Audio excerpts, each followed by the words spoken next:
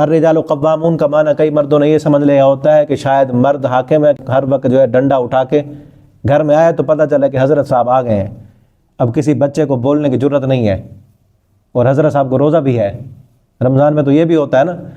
کہ شام کے وقت حضرت صاحب کو روزہ لگا ہوتا ہے اور شوگر تیز ہوتی ہے،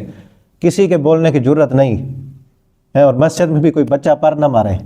الرجال قوام کا معنی یہ نہیں ہے کہ وہ آئے پتہ چلے سب کو بڑا آ گیا ہے، اس کے سامنے کسی نے بولا، کسی نے کوئی بات کر دی اس کے مزاج کے خلاف تو یہ تو مار دے گا، آگے سے گالی دے گا، یہ مطلب نہیں ہے۔ قوام کا معنی ہے حفاظ، مرد حفاظت کرنے والا ہے اپنے بچوں کی، اپنی بیوی کی عزت کی، مرد نگران ہے، اپنے بچوں کی خوراک کی ذمہ داری اس پر ہے، ان کی حفاظت کی ذمہ داری اس پر ہے، ان کی تعلیم اور تربیت کی ذمہ داری اس پر ہے۔ قوام کا معنی ذمہ دار، وہ ذمہ داری پوری نہیں کرتا تو قوام نہیں ہے۔ اور اس کے بعد آگے عورتوں کی صفات بیان کی ہیں، عورتوں کی اقسام بیان کی ہیں کہ عورتیں دو قسم کی ہیں، کچھ عورتیں فالصالحات قانتات، کچھ عورتیں فرما بردار ہوتی ہیں اور کچھ عورتیں نافرمان ہوتی ہیں۔ فرما بردار عورتوں کی صفات بیان کی، قانتات حافظات للغیب بما حفظ اللہ، صالحات نیک عورتیں، فرما بردار عورتیں اللہ کی بھی فرما بردار ہوتی ہیں اور اپنے خامند کی بھی فرما بردار ہوتی ہیں، اور جن چیزوں کی حفاظت کی اللہ نے ان کی ذمہ داری لگائی ہے ان چیزوں کی حفاظت کرتی ہیں۔ نبی کریم صلی اللہ علیہ وسلم نے فرمایا بہترین عورت وہ ہے کہ جسے تم دیکھو اور وہ تمہیں خوش کر دے، اور جب تم غائب ہو جاؤ تمہارے گھر کی بھی حفاظت کرے اور اپنے عزت کی بھی حفاظت کرے۔ اور دوسرے نمبر پر وہ عورتیں ہیں واللاتی تخافون نشوزہن، وہ عورتیں کہ جن سے تم ڈرو ان کے نشوز سے۔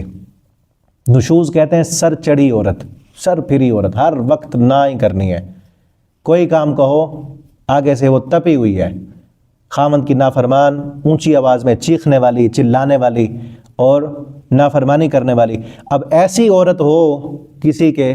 سر لگ جائے تو اس کے لیے اصول بیان کیا فاعظوہن، پہلا درجہ یہ ہے کہ ان کو واعظ کرو کہ اللہ سے ڈر جا، اس کو سمجھاؤ پیار سے، اخلاق سے، نہ سمجھے اگلا درجہ بیان کیا وہجروہن، ان سے پھر بولنا چھوڑ دو، ان کے کمرے میں جانا چھوڑ دو، فی المضاجع بستر الگ کر دو۔ اور تیسرا درجہ بتایا کچھ ہوتی ہیں پھر کچھ جو صحیح ہوں، سمجھدار ہوں، نیک فطرت ہوں، نیک سیرت ہوں تو وہ انہی سے ہی سمجھ جاتی ہیں، لیکن کچھ ہوتے ہیں لاتوں کے بھوت باتوں سے نہیں مانتے، تو ان کے لیے کہا گیا وَضْرِبُوهُنَّ، پھر ان کو مار بھی سکتے ہو۔ اور نبی کریم صلی اللہ علیہ وسلم نے فرمایا ضرباً غیر مبرہ، عورت کو مارنا ہے تو ایسی مارنا ہو جس سے جسم پر نشان پڑ جائے، چہرے پر تو ویسے نہیں مارنا، جسم پر نشان بھی نہ ہو۔ فَإِنْ أَطَعْنَ لَكُمْ، پھر اگر تمہاری اطاعت کرنے لگ جائیں فَلَا تَبْغُوا عَلَيْهِنَّ سَبِيلًا، پھر ان کے لیے کوئی دوسرا راستہ اختیار نہ کرو، وہ اب فرما بردار بن گئی ہے۔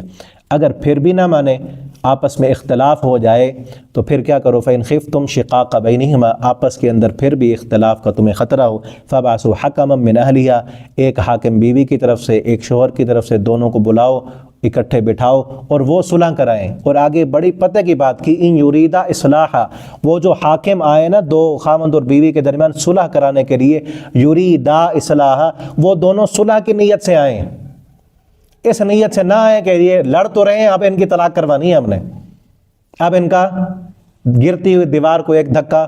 اور دینے کی نیت سے نہ آئیں۔ یریدا اصلاحا، وہ دونوں ایسے ہوں کہ جو صلح کرانے کی غرض سے آئیں، صلح کی نیت سے آئیں۔ اگر وہ صلح کی نیت سے آئیں گے یوفق اللہ بینہما، دونوں آ کر صلح کی کوشش کریں گے، جو بیوی کی طرف سے آیا ہے وہ اس کو سمجھائے، اس کی غلطیاں بتائے، جو شوہر کی طرف سے آیا ہے وہ اس کی غلطیاں بتائے، اس کو سمجھائے، یوفق اللہ بینہما، اللہ دونوں میں موافقت پیدا کر دیں گے۔